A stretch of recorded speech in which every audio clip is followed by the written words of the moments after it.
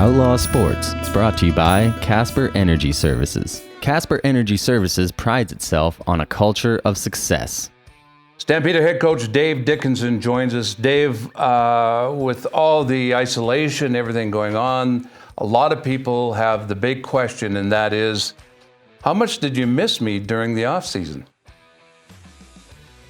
Missing a lot of the guys and some. No, me. I'm asking me. You're included in.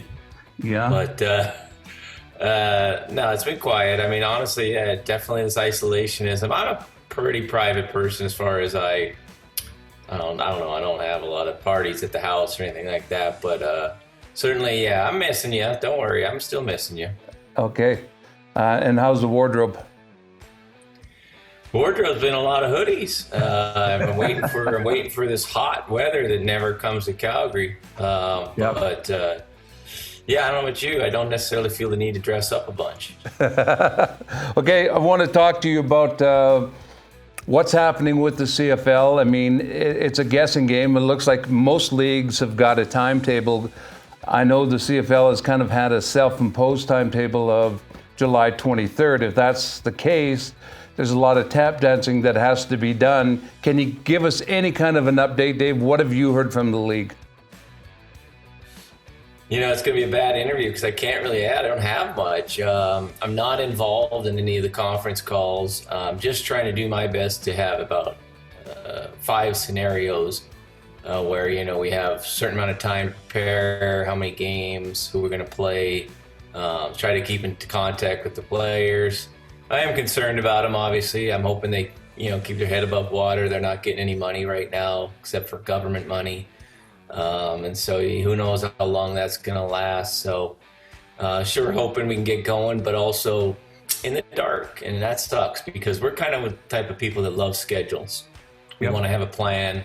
We want to know when we're going to go to work and who we're preparing for and that sort of stuff. And it's just not there. But obviously we're not the only ones that these are happening to, but certainly no answers to a lot of questions. You mentioned government money. Did you guys receive government money already?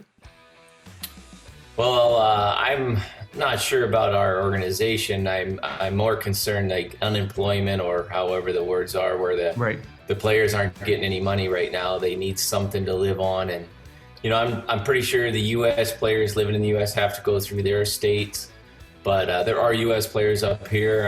I'm pretty sure they qualified, you know, for at least a little bit, and that way they can keep training and keep ready for a season, and hopefully it pays off. So nothing has been said about the government giving the leagues $30 million because you guys are such a gate reception league. That's how you make your money. That's the scary part if they don't come through with some cash. Yeah, I mean, I don't think you want to count on government, but it's usually when you're in your biggest hole or you're having the most trouble. Sometimes that's when the government can really bail you out. So we're digging a bit. There's no doubt. Our business, the sporting business as a whole, has been a tough business to be in. You know, but I wasn't involved in any of those meetings. I go online and see when the commissioner talks and you know, people comment, and you know, I haven't really figured out the Canadian government yet. Anyway, I'm trying to figure that out. I mean, there's a lot of parties, and it seems like definitely a different system. Can't be any worse than what's going on in the U.S. though. So yeah, we'll hopefully get some help because I think people in the country really believe that the CFL is part of their fabric and they want it to stay around. And you know, if we qualify like any other business, hopefully we can get some help. As a coach, how frustrating is this? And take us through what you can do to prepare for a season that may or may not take place. Well, it's hard because if you talk to your players, you know, you want to give them something to keep, you know, an optimistic viewpoint or keep them motivated. And you just don't have any real answers to their questions. But you want to make sure if they have some tough times, if they're, you know, if they need anything, that you'll at least entertain ideas of how to try to help them. You know, most have been, you know, keeping their bodies right. All the players just want to do is play. Certainly risks are out there. And, you know, they understand that we got to take the government's lead and we got to figure out how to do something safe. But as coaches, we've been working every morning. We get up and get on conference calls. We plan out the week. We try to get ourselves projects. Not all of them are great projects. Some of them are, we're trying to fill in some slots and make sure that we're as prepared as possible. The worst part is there's no real template for us to prepare for. You hear rumors of a 6-game, an 8-game, a 10-game. How much training camp are you going to have? Are you going to have any preseason games? How many people are coming to camp? So you just run over all these scenarios, and unfortunately, they might be fruitless. They might not even have any merit because if we don't go down that road. But we're still trying to stay prepared. We're trying to be as ready as possible. We are getting part of our salary, so we have to make sure we're doing our best to earn that and stay prepared. One player I would think maybe has been an advantage for is the injured players, but Bo Levi, maybe take us through shoulder surgery in the off season and a little breathing room as he gets prepared to play. Yeah, a lot of the details of that, I got to let Bo handle just because it's a medical thing, but the guy looks good. He's throwing the ball around. We have a strict protocol at McMahon to follow, and he's been doing that. I think it benefited Bo because it didn't put any pressure on him to try to maybe rush back. Right. He's been doing the right things. He looks fit. It's just one of those things where, certainly we probably have about 4 guys that probably would have been tough to have them ready for the start of a season. Bo, I think, was close, but he might not have had a full training camp, so I'm not sure what we would have done. But, I think we have some – that is probably the benefit of anyone that got hurt late in a season. You have 5 or 6 months to get healthy, but sometimes with surgeries, the timetable doesn't fit, and Bo definitely benefited. I think he's going to be as healthy as he's been in the last 3 or 4 years. You've got some big shoes to fill. On offense, Reggie Begelton, it's almost every day I look at Facebook, there he is working out. Like a stud. This guy's workouts are just unbelievable. And I was just reading where the Packers offensive staff were totally impressed with the way this guy has prepared himself. This can't be much of a surprise for you. A big hole to fill, but you know what this guy's all about.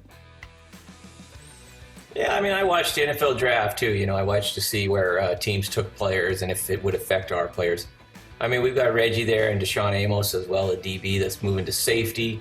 They also signed the Canadian kid out of the draft at the University of Montreal. So there's some people that we're watching pretty close. We're wishing them the best. So, and Reggie is nothing but work. He is serious about the game. It's not about flash for him. He's got true substance. And, I think he has a real good shot to make it. Obviously, it'd be great if he could represent the city of Calgary and the Calgary Stampeders.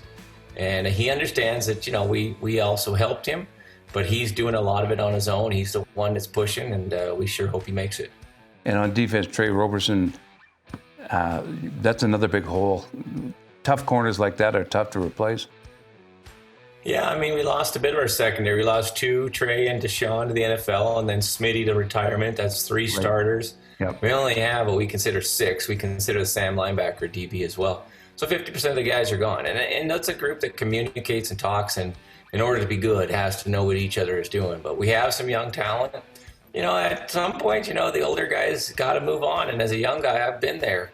You're chomping at the bit. You just want a chance. So there's a great opportunity if and when we get to camp.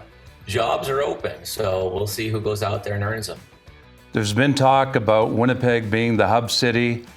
And then there's been talk about the West teams hosting the East teams and adopting a team.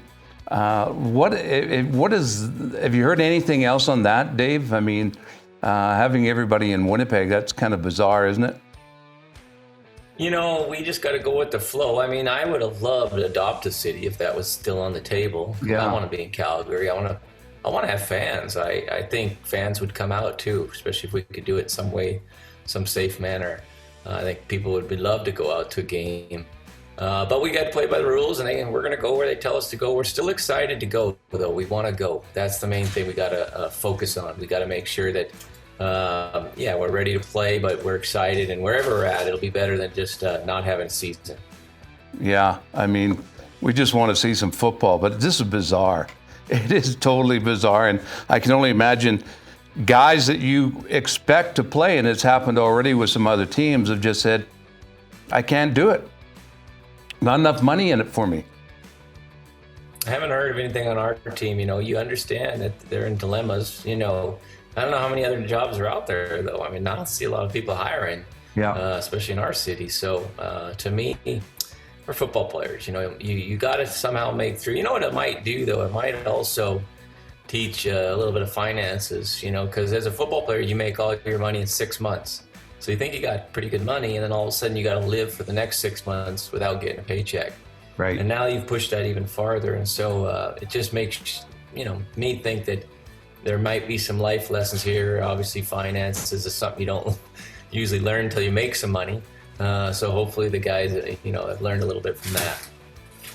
We can only go so far as being male models, Dave? I mean, for you got a chance. I don't feel that my chance is there. I might have lost it. I had a chance, and I let it go away. Just let it slip through your fingers. Well, listen, buddy. I will stay in touch. Let's talk as the weeks progress. But hoping and praying that we get some CFL action, because it's just not summer without it. Okay. Thanks, Mike. Appreciate it. Yeah, we'll be in touch. Stay safe.